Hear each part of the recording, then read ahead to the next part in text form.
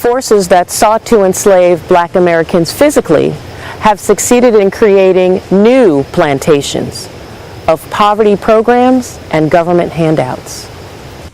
They serve to reduce intelligent, thoughtful people into helpless victims, dependent upon the state for their very existence. What I ask for the Negro is not benevolence, not pity, but simple justice. Everyone is asking the question, and they learn to ask it early of the abolitionists. What shall we do with the Negro? What shall we do with the Negro? I had but one answer from the beginning. Do nothing with us. If the apples do not remain on the tree of their own strength, if they are worm-eaten at the core, if they are early ripe and disposed to fall, let them fall. And if the Negro cannot stand on his own legs, let him fall also. Most of the problems that we see today in our inner cities are a direct result of this social engineering of the 60s, specifically because part of the means test, part of qualifications boiled down to don't work, don't save, and don't get married. And remember what Moynihan said, these Great Society programs, in his manifesto, he said these Great Society programs would be the doom of a minority and disadvantaged people in this country, because he saw it. He saw what welfare would do when you take away one's initiative, when you take away the example of a child seeing their parent come home and work, when you take away the initiative of working by the sweat of your eyebrow, when you take that away, the initiative, you may not see it at first generation, but as time progresses, it begins to wear down not just a segment of society, but it begins to impact the whole of society. Out of wedlock births, infant mortality, crime-infested neighborhoods, to the point where you've taken away the will for people to do for themselves, that you've created a permanent victim class.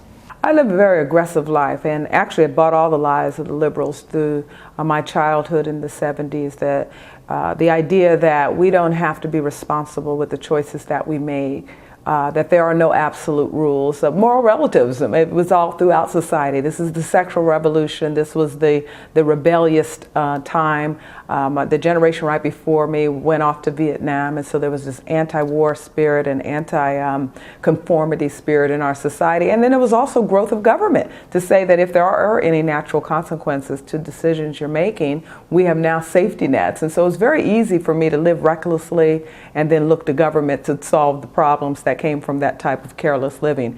I ended up not only in my criminal life doing drug addiction and opportunities of direct crime, but in the area of sexuality, I didn't have to look at any of the other disciplines in life, perhaps marital life or birth control, because government in my state was so willing to pay for abortion, and or if I decided to keep the child, they'd so willingly send me money on the 1st and 15th of the month. So I ended up living in and out of welfare 7 years, 3.5 years consistently, until I had a religious conversion, that some Christian people confronted my lifestyle and told me that it was unacceptable to God. And that's when I started really thinking about some of the choices and decisions that I was making in my personal life. Up until 1965, 82% of all black families had a man and a woman raising children.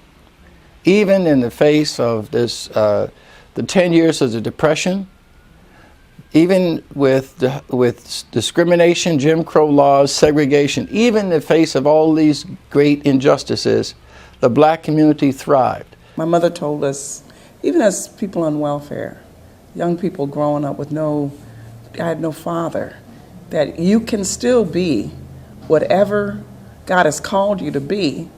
Don't get held back by your circumstances. I heard that all my life. So I could never say, oh, I'm just a poor black kid from a family on welfare. I can't read. I can't aspire to greatness. I can't be excellent. She wouldn't allow it. You're looking at a person that, as a child, for a season, welfare did what it should have done. That is to keep us from starving and to help to get us to the next phase. We have, of course, seen families that have been on welfare cases for 3 and 4 generations. And of course, that's not the way it ought to be. If a person needs it, it should be there to help them so they won't starve to death. And with what we've done with government being the middleman, we don't even know what they need. So we cannot help them help themselves, because according to government, there's nothing more that they do need except us to pay for their home and send their kids to shoddy schools and give them a little bit of check every month with some food stamps. They set no goals for them at all. I used to live on welfare. One of the questions on the form during the 80s and all the way until we changed it in the 90s was, did anyone go back to school? And if you put yes, you were going to be penalized. This was a poverty program to ensure that they were going to stay in that state, and a whole bunch of bureaucrats were going to stay employed there. Because in Section 8 right now, under HUD policy, if you reunite with your husband, you will lose your Section 8 housing. And I can tell you firsthand of cases across this country of women who are in dilemmas because they want to reunite with the father of their 3 children, but if he moves into that house, they are subject to lose that home. The welfare system has done exactly what slavery did to the black family. During slavery, they took the fathers out of the home, and you know, the mother was there to raise the children, and the master of the plantation, I guess, fed them. 40 years ago, the Democrats came in along with the civil rights leaders and said to black people, we're going to take care of you, but you can't have a father in the home. I remember this. You can't have a man in the home. And so they sold out. They took the man out of the home. The government became the daddy of the family. I do think there are certainly instances where you have to help people that are in need, but this entitlement culture, especially the welfare culture that just absolutely pulled the man out from under the home, so we no longer depended on our men anymore, but look to the government to be our husbands, our provider. I think it has just absolutely bankrupt the inner city community, and it's a sad thing to see.